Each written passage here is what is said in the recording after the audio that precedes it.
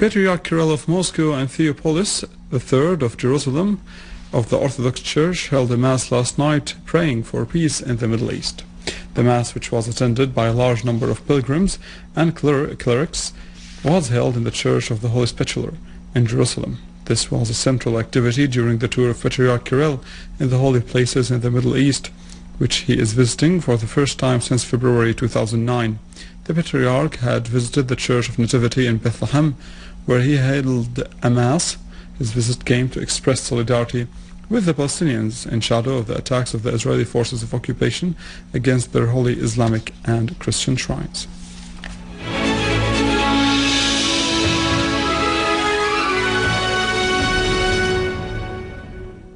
The People's Committees in Al Yarmouk camp said that the armed terrorist groups are taking advantage of shedding the Palestinian blood, using it in their war against Syria. In a statement, the People's Committees said that the terrorist group's persistence to bombard the Palestinian camp necessitates a firm stance by the Palestinian factions against those groups and those Arab regional and international parties who support them. Terrorists had bombarded the camp by mortar shells yesterday, killing and injuring many people. The Palestinian factions also called for a quick, clear and a firm stance to expose the conspiracy of displacing Palestinian refugees, forcing them out of their camps, dealing a blow to the right of return. The Syrian Arab Armed Forces continue their national task of purging the city of Deir ez-Zor and its countryside from terrorist groups which created panic and chaos. A unit of our armed forces attacked the so-called Al-Fuad Brigade and destroyed their pickups in the street of Fuad Cinema in the city. An official source in Aleppo asserted that what has been broadcasted by some TV channels, which are partners in shedding the Syrian blood concerning the terrorist takeover of an air defense battalion in Handarat, Aleppo countryside, is completely untrue. The source said that those reports were just a lie aimed at raising the morale of the terrorist groups who received painful blows by our valiant soldiers. The source added that a group of terrorists tried to attack the air defense battalion in Handarat, but the guards fended them off, forcing them to flee, leaving their weapons behind. Meanwhile, an army unit hit 5 vehicles loaded with weapons and ammunition heading towards Beni Zaid in Al-Layramoun and killed all the terrorists on board. Another army unit destroyed 4 cars equipped with Dishka machine guns, eliminating a large number of terrorists from Jabhat al-Nusra group in the big square in Kafr Hamra. Also, our army declared the area of Sheikh Said as safe after the terrorists had wreaked havoc, killing and injuring many innocent people there.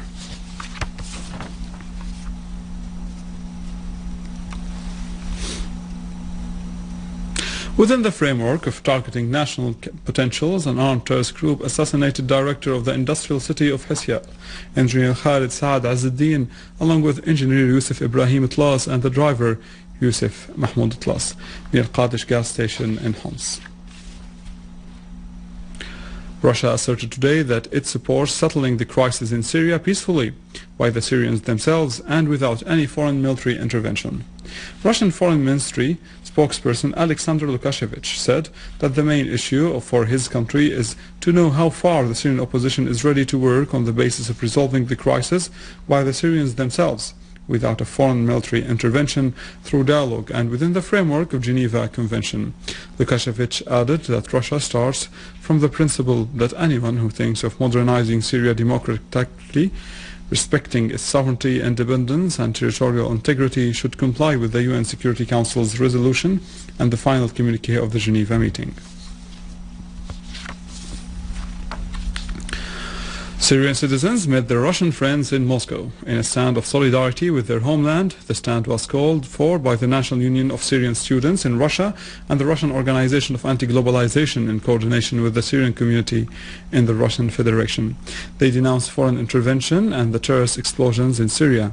They raised Syrian flags and greeted the Syrian army, also expressing support for Syria under the leadership of President Bashar al-Assad, pointing out that the Wahhabi oil sheikdoms in the Gulf and Turkey, supported by the imperialists of Europe and America, were standing and sending mercenaries from around the world to destroy Syria and to massacre the citizens. They expressed gratitude for Russia's noble attitude of supporting the principles of right and justice in Syria. Syrian citizens and the Syrian community in Sweden stressed that their stand by their homeland is steady against foreign plots. They expressed pride of Syria, whose people foiled the foreign conspiracies and clung to their national unity. They held a march through the streets, raising Syrian flags and stressing the importance of national unity and their loyalty to their homeland with dignity and pride.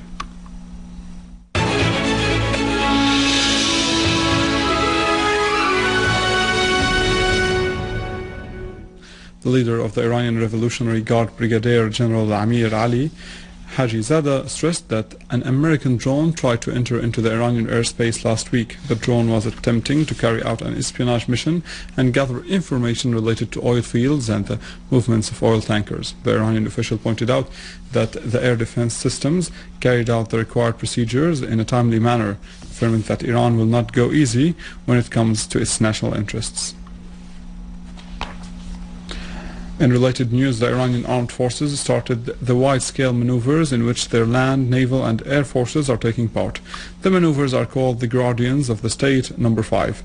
This came to confirm the readiness of the Iranian forces to repel any foreign aggression. The units of the Iranian armed forces spread in the eastern part of the country, starting large-scale maneuvers which are being done in cooperation with the Islamist Revolutionary Guards and the popular forces in 8 governorates.